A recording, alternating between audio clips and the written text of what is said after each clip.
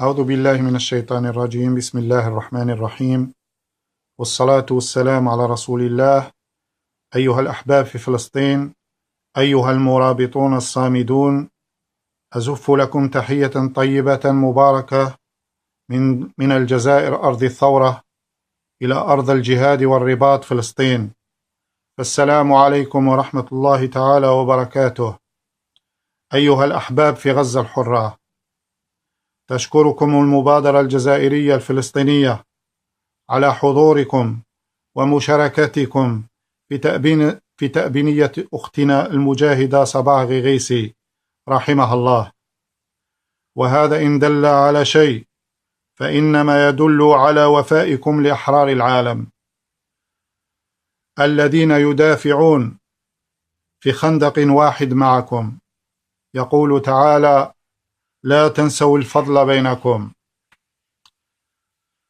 فحفظ الجميل من معالي الأخلاق التي دعا إليها رسولنا صلى الله عليه وسلم، ولأجل ذلك تتقدم المبادرة الجزائرية الفلسطينية بخالص تعازيها إلى الأمة الإسلامية عامة والشعب الجزائري والفلسطيني خاصة، إثر رحيل الأخت المجاهدة صباح غيغيسي، هذه الأخت التي وقفت جانب الشعب الفلسطيني ودافعت عنه أينما حلت وارتحلت، وكانت قضيتها المركزية، وكان دافعها لذلك هو مرارة الاحتلال الفرنسي للجزائر التي عاشها أجدادها وآباؤها. ونحن نعيش هذه الأيام الذكرى المجيدة لاندلاع الثورة التحريرية أول نوفمبر 54.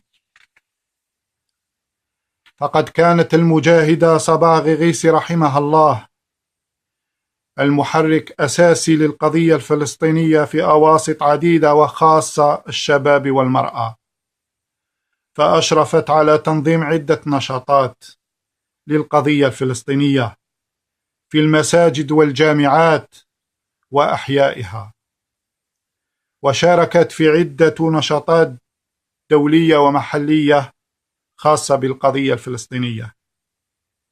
وكانت أول مشاركة لها في قوافل كسر الحصار الظالم عن أهلنا في أسطول الحرية،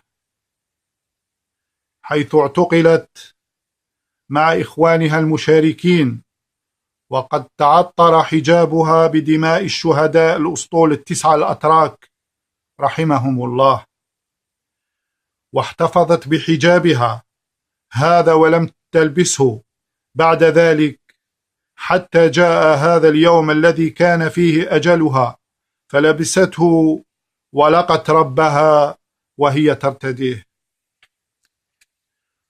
وبعدها دخلت غزة لأول مرة في إطار قافلة شريان 5 ثم قوافل أميال ابتسامات، وقد تشرفت بتقبيل تراب غزة وفلسطين 5 مرات، وقد حملت معاناة أهلنا في فلسطين إلى الجزائريين، وصالت وجالت في الجزائر لتجمع الدعم والتبرعات وتوعية الجزائريين بقضيتهم الأولى، والاستمرار في الدعم للمقاومة بكل أشكالها، ومنها دعم أيتام الشهداء والأسرى.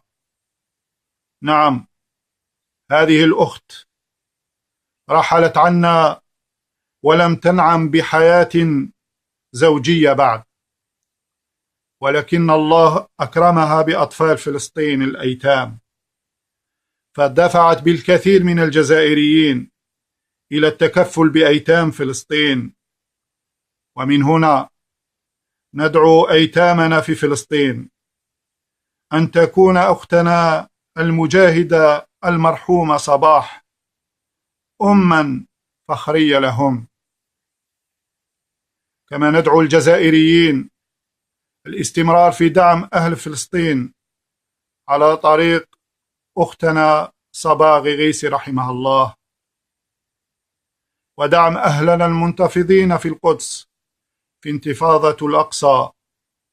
وللجزائريين أمانة ضائعة وهي باب المغاربة، باب البراق، وعهدا عليهم استرجاعها بدعمهم وإسنادهم لأهلهم في القدس والأقصى وفلسطين بكل الأشكال.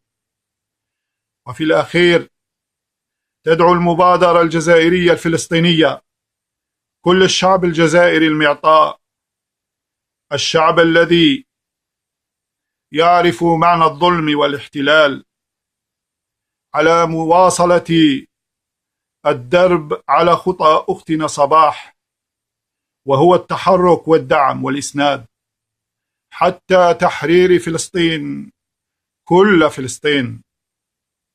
كما لا تنسى المبادرة الجزائرية الفلسطينية أن تشكر كل من تبرع وأعان إخوانه في فلسطين وحمل هم معاناة إخوانه. كما لا تنسى المبادرة الجزائرية الفلسطينية في هذا المقام أن تشد على أيدي أيتام فلسطين وغزة وتعاهدهم على الاستمرار في العطاء والوقوف إلى جانبهم وتشاركهم في فرحهم وآلامهم، وتدعو كل الشعب الجزائري لدعم مشاريعها في فلسطين. وهنا تتقدم المبادرة بالشكر والعرفان للدولة الجزائرية حكومة وشعبا على الوقوف الدائم في صف الشعب الفلسطيني المظلوم. وفي الأخير تقبلوا منا هذه الكلمات المتواضعة، ونحن نأمل أن نكون شركاؤكم في التحرير والنصر، والله ولي التوفيق. المبادرة الجزائرية الفلسطينية. السلام عليكم ورحمة الله تعالى وبركاته.